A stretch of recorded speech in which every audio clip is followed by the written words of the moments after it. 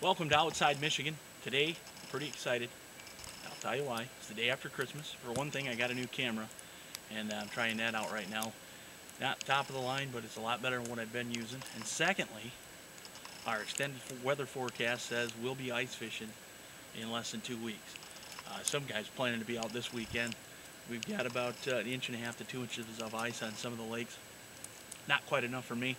But by next weekend, we'll be out ice fishing. So today, I thought I'd take a minute, talk a little bit about fine-tuning your presentation.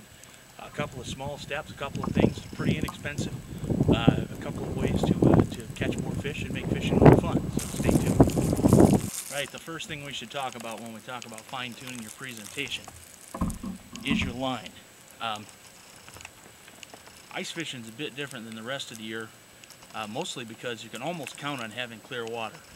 Colder water doesn't suspend the sediment as well. The water's covered by ice, so the wind doesn't affect and stir things up as well. So you really want a line that's stealthy, that doesn't show up underwater, that the fish can't see. And then you want to go with a light line. If you're like me, and most of your ice fishing is for panfish, I go for bluegill, crappie, and perch.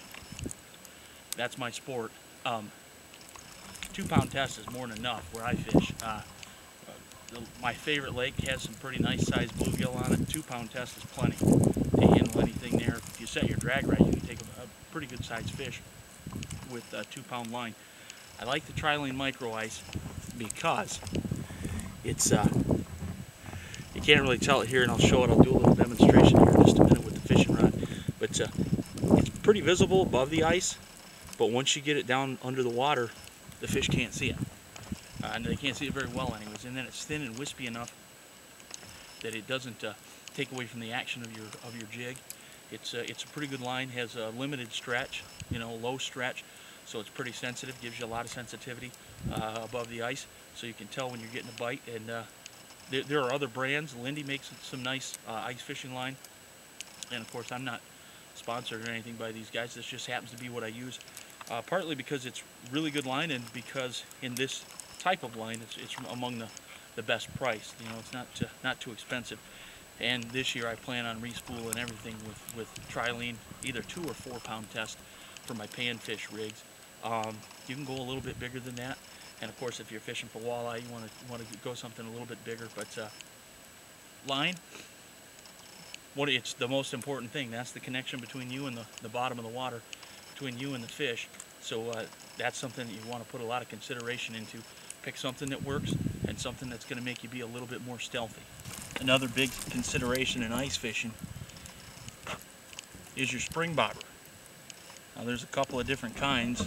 These are just 2 of many different kinds of spring bobber. That's just that clips onto your rod. Right here's an example of that. It clips onto your rod there. You run the line through it. That helps detect the light bites that you get in the winter time. My favorite kind is right here.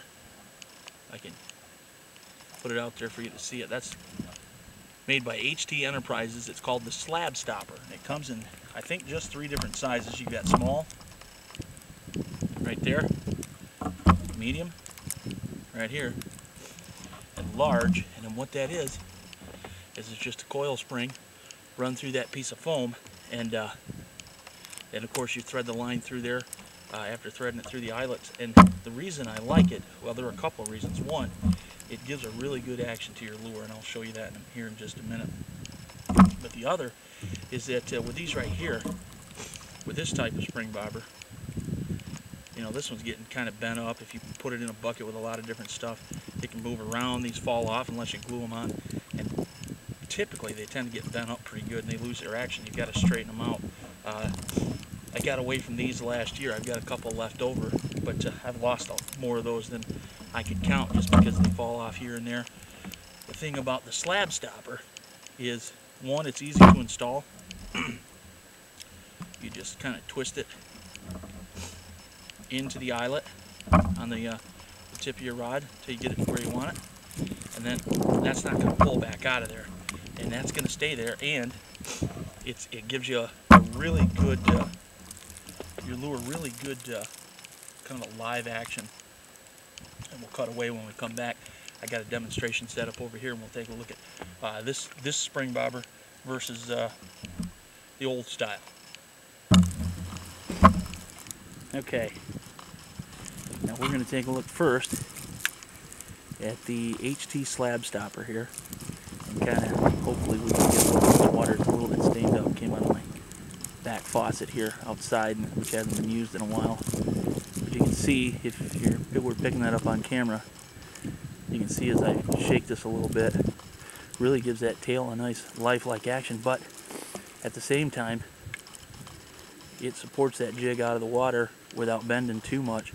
I mean, it really kind of supports it, but the slightest little disturbance at the end is going to be picked up and telegraphed up to where you can see it. And some of those light biters, you know, you're gonna be onto them right away. Now we'll try the regular spring bobber, which after using those slab stoppers, I wouldn't recommend these to anybody. You know, that gives it some action. It's okay, if you can see that, but it doesn't have the same it just doesn't have the same lifelike appeal to it. So that is why I'm switching all of my spring bobbers on all my spinning outfits. Of course, if you're using the old-time schoolie, the old-time spool rods, spring bobber is really the only way to go with this kind. But on the spinning setups, if you're using electronics, you should be using a spinning setup, because it's a whole lot easier and it just makes more sense. There you go, just a couple of tips on a winter's day here in southern Michigan to kind of maybe, hopefully that'll help you out, help you fine-tune your presentation, make your fishing more fun, because fishing is always fun, but it's a lot more fun when you're actually catching them. A couple of other things, if you're in my neck of the woods here in southern Michigan, where we really don't have safe ice yet, but we're going to have it here in a week or two, or less than 2 weeks, probably about a week. Make sure you get your equipment out and check it. Make sure your batteries for your electronics are charged. Don't want to wait until the night before and then end up forgetting something. If you're using a pop-up shanty or a portable shelter like I do, you're going to want to get that out, open it up and air it out, because those things tend to build up some humidity inside of them, especially if you use like a buddy heater like I do, a propane heater.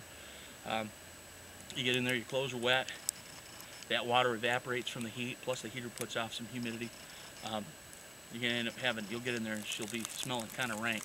I know mine did last year, the first time I got it out. So I've gotten mine out and aired it out rather. Make sure your tackle box is full, your jig box, whatever you're carrying out on the ice, and above all else, make sure you're safe. Check the ice at regular intervals, and be safe out there, and I'll see you on the ice. Thanks for watching.